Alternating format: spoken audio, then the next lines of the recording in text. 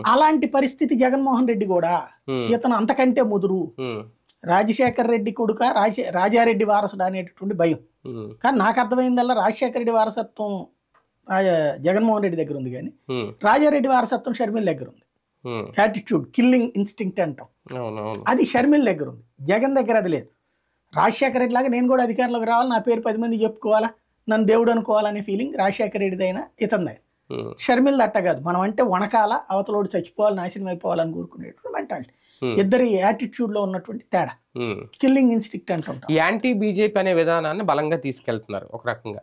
షర్మిల జగన్ ని టార్గెట్ చేయడం వెనక అదే వ్యూహమా, రాష్ట్ర ప్రయోజనానికి సంబంధించి వేరే వ్యూహం ఏమన్నా ఉందని అనుకోవాలా? అసలు షర్మిల యాంటీ బీజేపీ అనేటటువంటిది కాంగ్రెస్ పార్టీ యాంటీ బీజేపీ కాబట్టి అది షర్మిల కాదా? షర్మిలకి ఏం సంబంధం? షర్మిల ఇంతకుముందు బీజేపీ వాళ్ళతో నరేంద్ర మోదీ వైసీపీకి బీజేపీకి ఎందుకు ఆమె లింక్ పెడుతున్నట్టు?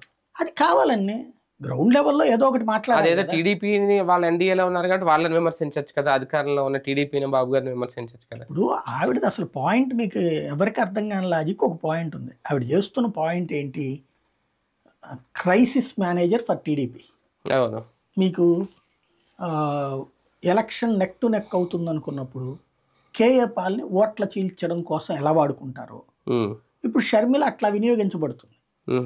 ఇప్పుడు జగన్మోహన్ రెడ్డి పాజిటివ్ ఓటు చీల్చే బాధ్యత షర్మిలకి అప్పచెప్పారు. ఆవిడ ఆ ప్రయత్నం చేసింది, కానీ ఆశించింది జరగల. కానీ ఆవిడ వల్ల ఒక బెనిఫిట్ ఏమైందంటే ఆ వ్యతిరేకత ఎక్కువ